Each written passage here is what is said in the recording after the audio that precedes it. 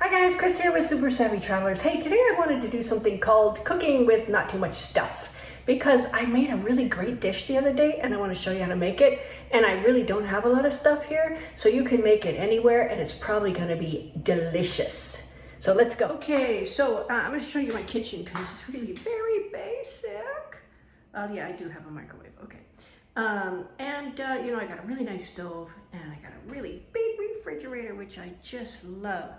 Anyway, I don't have a lot of counter space. I don't have a lot of choppy things. I don't have, you know, good knives. I don't have any of that stuff. So I'm going to make this pasta, and I made it the other day, and it was just so good. And it has chicken in it, which I chopped up with a kitchen knife. It has peas, which are already in pieces. This is the magic bullet. It's pancetta dolce, which I love. 4 little Roma tomatoes, and then some chopped up garlic. And of course, our beautiful olive oil, which comes from Judy's garden. So that actually adds a lot of really nice taste to it. I also have salt, and then there's a little bit of picante oil there, which I might add to it just to add a little bit of spice, because I really like spice. I also have fresh pasta, which I'm so happy, because here in Calabria, you just go to the supermarket, and you can get fresh pasta in the refrigerator section, which is really, really nice. Cooks up super fast, and it's just so delicious. I love tagliatelle. And I'm going to go ahead and get some water started in my pasta pan here, and I'm going to put some salt in it, get that going, and then I'm just going to use this pan. It's going to be super simple. Okay, so I put my pancetta in this pan. This is going to be awkward because I'm doing it one-handed.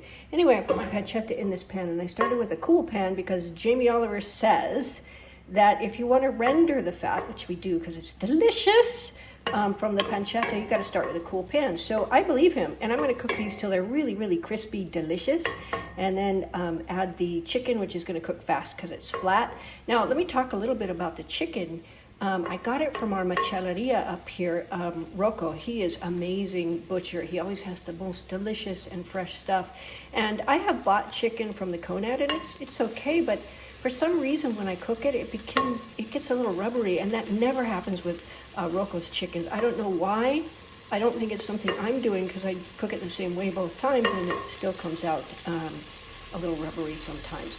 But Rocco's chicken is just delicious and really, really comes out with a nice texture and nothing weird.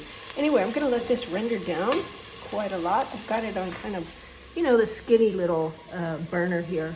Now the stove is hooked up to a bombola, so we're talking super basic. It's like a glorified camp stove at this time. Now ultimately, when we have our house renovated and everything else, it will be hooked up to city gas, so I won't have to worry about having the bombola stove and that kind of thing. And I do have to light it with one of these guys, so you have to always remember where you put it, because looking for it wastes a lot of time. I added a little olive oil because I really want this pancetta to be super crispy. I just love it when you come across a piece of it in your pasta and it's just crispy, like just crispy and delicious. It's amazing. So a little bit of olive oil. I'll probably add some as I go, because if the thing looks dry, I'm going to want to, you know, have enough to coat the noodles and everything else. So anyway, if you're cooking in the States and you don't have pancetta, you can use bacon, although pancetta really doesn't have the smoked like the bacon has. I'm thinking maybe fatback might work. I'm not sure what even fatback is other than back fat, you know. You could try that and see which works better. Pancetta I like. It's got the pork flavor and a little bit salty too, which is real nice. But experiment with different things and see how you like it. I mean, it would still taste delicious with bacon. It just wouldn't taste exactly the same. Okay, the next thing I added was the chicken and the tomatoes. And I'm going to cook these down a little bit. Pancetta is nice and crispy. I'm going to cook these until the tomatoes are cooked down and the chicken is cooked through. Then I'm going to add the garlic because I don't want it to get all bitter. You know, like when you burn garlic, it's just so nasty, so nasty. And this is going to give you a nice garlicky flavor without the bitter aftertaste. So I'm going to work on that. And now that I've got the chicken kind of almost cooked through and the tomatoes broken down a little bit, I'm going to put in my garlic. I don't think there's any danger now of it burning because you got a little juice down there to kind of mitigate the burningness. Oh my God, I can smell it already. It's so good. Oh, this is going to be excellent. Okay, you know, I'm telling you, pancetta is just the magic bullet on this stuff. Now, when I get this really kind of where I want it, I'm going to toss in the peas, maybe a little more olive oil. Oh, and chunks of, not mozzarella, chunks of Parmesan cheese. I have some that I left out and got really, really dry, and so you have these beautiful, beautiful chunks that I'm going to chop up now, and we'll throw those in as well. It's so okay. I'm coming over to the thing, and I have this little handful of ricotta, or not ricotta. I have this little handful of Parmesan cheese chunks, and I'm just going to throw them in like that because guess what? I don't have a grater. So these are going to kind of melt a little, but some will stay whole. And meanwhile, as we watch this do its thing, I have to tell you a funny story.